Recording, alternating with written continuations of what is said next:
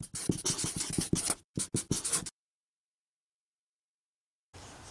there guys, welcome back.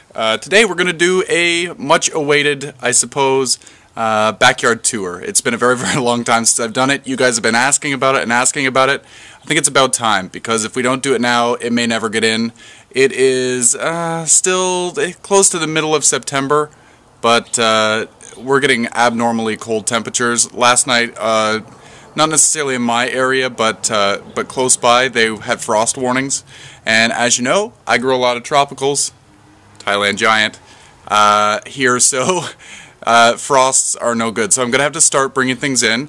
Nighttime temperatures are dipping down below 10 degrees Celsius, around 50 Fahrenheit.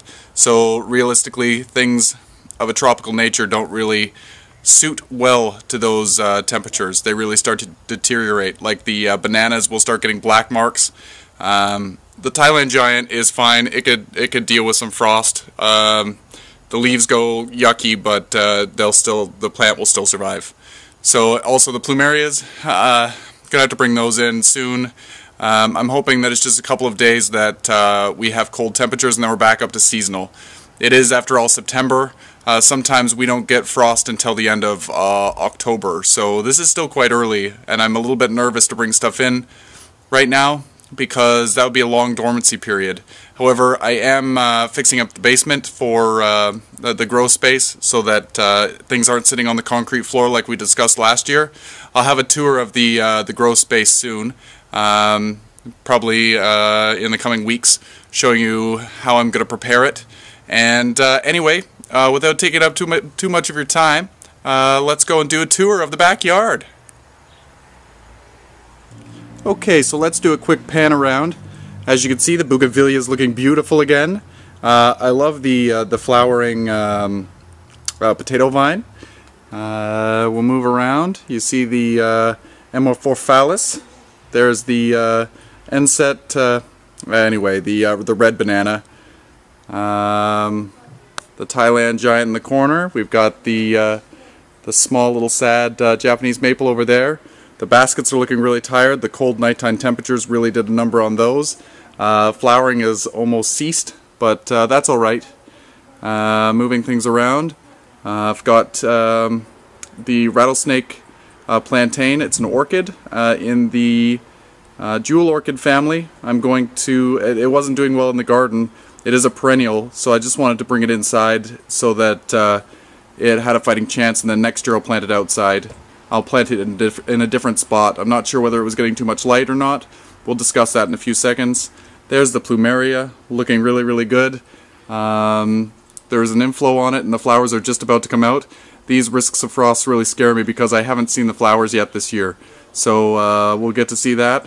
I'm now growing some parsley here, so that when we cook, we can add a little bit of fresh parsley to the meal. Anyway, let's get into the garden.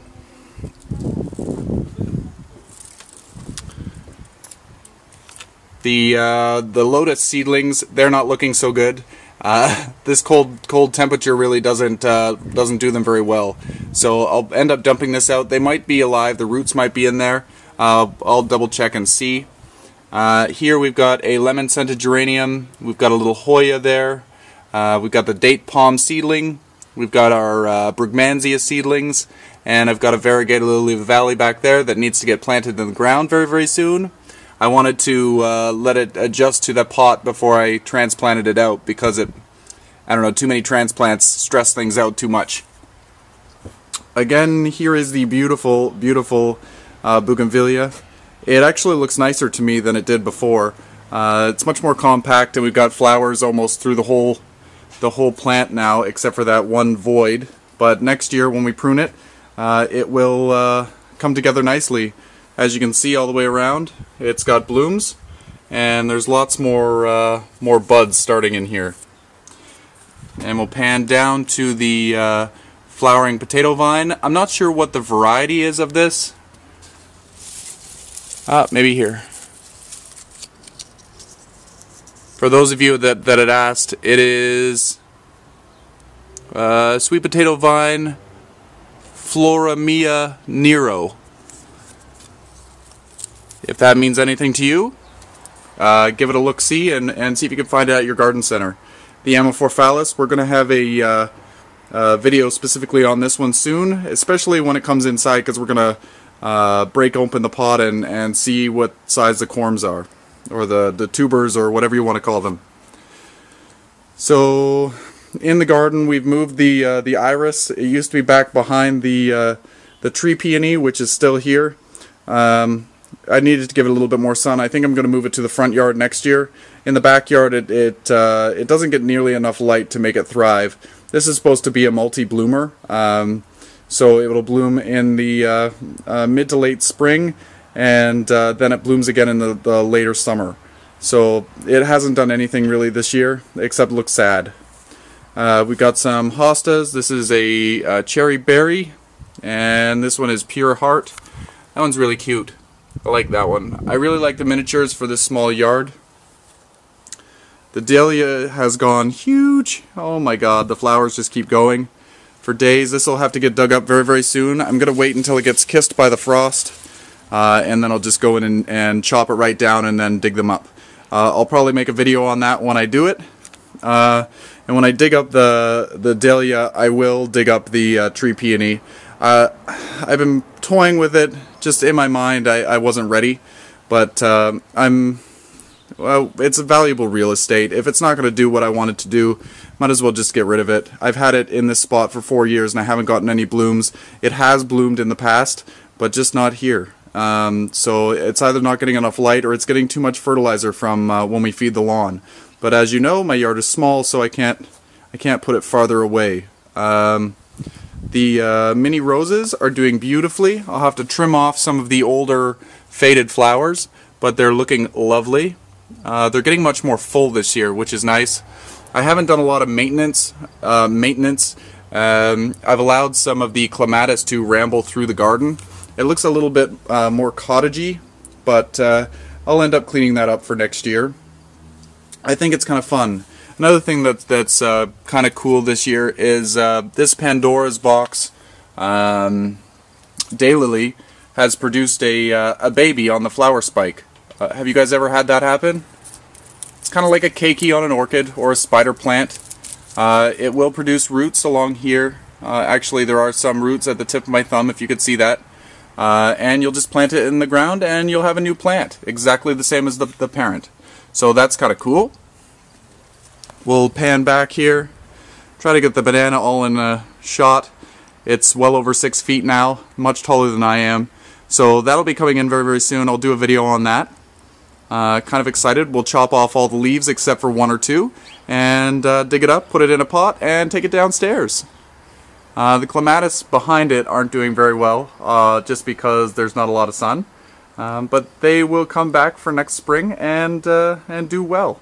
I also have some black-eyed Susan vines back there. I don't know whether you can see a little spot of orange over here and a little spot of yellow over here at the top of the fence. Okay, then we've got the geranium, the perennial geranium cranesbill. It's looking nice. I usually trim it back a few times in the season so that it blooms a little bit more prolifically, but I haven't been in the backyard a lot this year, so it's just been too cool at night. When I get home from work, there's no need to come out and sit because it's too chilly. Also, another video will be digging up the gladiolas. I hear from you guys that it was probably in a shady spot, that's why they fell over. So next year I'll plant them at the garden plot, where it'll be full sun and we'll enjoy them there. Next year I'm also going to buy all kinds of different colors. I want some reds, I want some maybe some yellows, just a bunch. So we'll plant them close together and enjoy them at that spot, and I'll use them as cut flowers. Oh, back to this plant. I can't remember what the name of this is. I called it Joey in the last video, but it's not that. It's something else. Maybe I'll put it in the comments section below, or maybe in the comments. I'll add it later. But it's really, really cool. I like it. It's grown a lot since the last video. It produces these little teeny pink flowers, sprays of flowers, kind of like baby's breath, except it's got pink flowers. And then it produces these little red balls that are full of seeds They self-seed everywhere in the house, and it's beautiful. I love the tone of the leaf. It really adds some interest to any plot that they volunteer into. Got a little Tassel Fern back there. It's starting to look nice. It's finally starting to get a root hold. The Tassel Fern reminds me of a more tropical fern. It's got a nice glossy leaf, and it's got like a fuzz on the stems. Really, really nice. Don't really know. Here's the Japanese maple. And then back behind we've got some toad lilies starting to open. You know it's fall when the toad lilies start to do their thing. They're really, really tall. I'm probably going to get rid of the toad lilies because, as you can see, it just looks weedy against the Japanese maple. But these things just happen. You grow with your garden. It's never perfect. Next year I'm also going to mulch again. We haven't mulched in 2 years now, and it's starting to degrade and not look so good. And we had the lily beetles. As you can see, the lilies look like hell. But that's alright. It's end of the season. We'll be cutting them down soon. This is Helianum. Last video I didn't know what it was called, but it is a Helianum. They call it sneezeweed. Got a little spider on there. I don't know if you can see him. He's moving off on that flower. Really interesting little guy. So again, the planters aren't doing very, very good. The verbena, not looking so good. No flowers at all on the verbena. They don't like the cold. And then we're over to the Thailand Giant. It's gigantic. We had a week of really, really hot temperatures. Actually, I think it was last week. And it did beautifully. This leaf came out in no time. Look at how small my hand is against it. It's ridiculous. Again, I'm not a small person, so that is giant. And let me see here. The stem on it is starting to get really, really thick as well. And that's beautiful. I love that it's doing that. It's just too bad that it's so late in the season. I'm going to be chopping this leaf off here, and then it'll allow some light into the hostas and stuff that are underneath. This year things haven't grown very well. Again, cold nighttime temperatures really don't do well for plants, especially of a tropical nature. Things like hostas, they look fine. Right now they're starting to look tired, getting all holy. Maybe some snails are having a snack. Not quite sure, but it happens near the end of the season, no matter what variety it seems. I've been also bringing out some orchids. These are this is a Vandaceous type orchid. What is it? It's a it's a Foxtail Orchid, but what is it? Can you read that? Something gigantica. So when this starts to bloom, I'll show you what that looks like. It's really liked it outside. The leaves were really, really green inside, but now they're doing that yellowish tone. The yellowish tone is a very healthy color for these. You don't want them to be a nice light green. It means they're not getting enough sun. This is more than enough sun, and you see that little bit of variegation in the leaf. That's a healthy looking leaf. And also, I've got the Vandal Orchid that used to be up in the bedroom. I brought it outside. I find it so much easier to water them outside because I just take the hose to them. Absolutely fantastic. I hope that being outside will bring it to bloom a lot faster. When you're inside, it doesn't necessarily get the right light levels, and you don't get a lot of growth. But now that I've moved it outside, the roots have really started to grow. Got a lot more root tips. The roots are white right now, but I'll probably end up going over with the hose and giving them a good spray. Then they'll be a nice green again. We've already looked down here. August Moon Hosta, got other hostas. As you can see, I've taken these metal labels and I've labeled all of my hostas. They're all the ones that I knew what they were. Blue mouse ears. I've got Mighty Mouse back here, as you can see. And then there's frosted mouse ears. And here is the Semperpedium Kentuckiense. It's still looking okay. I haven't had to water it since I planted it because it's just been so wet around here, wet and cool. So the leaves are looking okay. Fingers crossed that it survives the winter. and it blesses us with some flowers next season. So let's go over here and check out the stuff on the deck. This planter's really come into its own this year. I just kept it off to the side because I didn't know what to do with it. This used to be like a centerpiece on the table, but it got a little bit too large. So I've got the Foxtail Fern, really nice type of asparagus fern. We've got the bromeliad that's growing in there. This bromeliad actually flowered this year. I am sad that I didn't make a video of it or even take photos. It was cute. They were just little purple flowers in the center. Now I can't remember the name of this. I can't even think. My goodness. I love this stuff because it has the really succulent-y leaf and the beautiful blue flowers. Absolutely beautiful. I take this whole thing inside and I put it on the floor in the grow room, and it looks like hell all season and all winter, and then I bring it out and it just takes off again. Same thing with these campanulas. They just keep flowering. They always have flowers on them. Absolutely beautiful. Again, over the winter time when they're down in the grow space, they don't produce flowers. They look really dead. But then I trim them back and they produce like mad. Absolutely beautiful. So yeah. And then here we go. Here's the Plumeria. It's probably about 4 feet tall, maybe a little bit taller. I can't even, when I'm standing on the ground, I can't even get my my camera up there. It is 2 feet above me though, so it's around 4.5 feet tall. The plants in the bottom, I just watered, but they were all kind of flopping over. They don't like the cold so much, so that's a common theme right now. So we're going to take a look at the inflow of the Plumeria. Here's the inflow. Let me get my hand behind there. So the flowers are starting to come on them. I don't know if this is the one that bloomed last year or whether this is a new one. I'm not sure what the flower color will be. Hopefully it's an orange tone, but by the looks of it, it's going to be a red or a pink. But we'll see. I'll let you know when that happens. Absolutely gorgeous. And now we're going to look at the hibiscus. This will be the last year for this hibiscus. It's looking beautiful. It always makes me sad when it starts to look this nice, but I need the space downstairs, and I've had this for a number of years.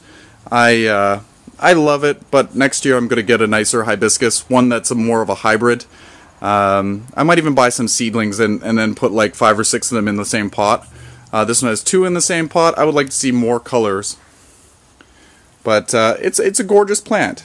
It's really come into its own. Some of you were saying, well, why aren't you doing anything about the insects eating the leaves?